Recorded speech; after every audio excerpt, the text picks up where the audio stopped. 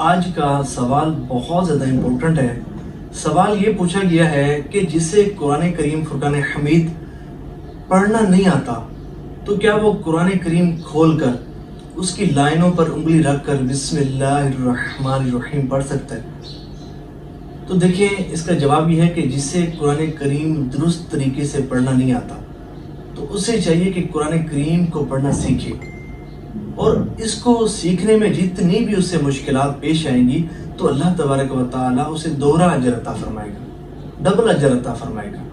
دیکھیں، اس شخص کو قرآن کریم سے محبت ہے، عقیدت ہے، جب بھی تو کھول رہا ہے اور کھول کر جو ہے وہ ہر لائن پر جو ہے وہ انگلی رکھ کر بسم اللہ الرحمن الرحیم پڑھ رہا ہے، تو اسے یہ چاہیے کہ اتنا وقت قرآن کریم سیکھنے میں صرف کرے، دو آیات کر کے جو ہے وہ سیکھتا رہے، اور سیکھے ضرور، کم از کم اتنا تو قرآن پاک پڑھنا آ جائے کہ جس سے اس کی نماز درست طریقے سے ادا ہو جائے۔ اتنا سیکھنا اس بندے پر فرض ہے۔ اکثر جو ہے وہ لوگوں کی ایک تعداد ہے جو درست طریقے سے قرآن کریم فرقان حمید نہیں پڑھتی۔ مجھے یہ بتائیں، اگر آپ کو قرآن کریم درست طریقے سے پڑھنا نہیں آتا تو یہ بتائیں کون سی پھر ایسی عبادت ہے جو آپ درست طریقے سے کر سکتے ہیں؟ نہ ذکر اللہ ٹھیک طریقے سے کر سکتے ہیں، نہ درود پاک درست طریقے سے پڑھ سکتے ہیں،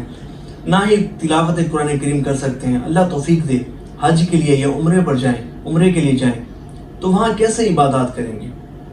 تو دیکھیں، ہم دنیا کمانے کے لیے کتنے فنون حاصل کرتے ہیں، کئی سال جو ہے ہنر کو سیکھنے میں ہم لگا دیتے ہیں،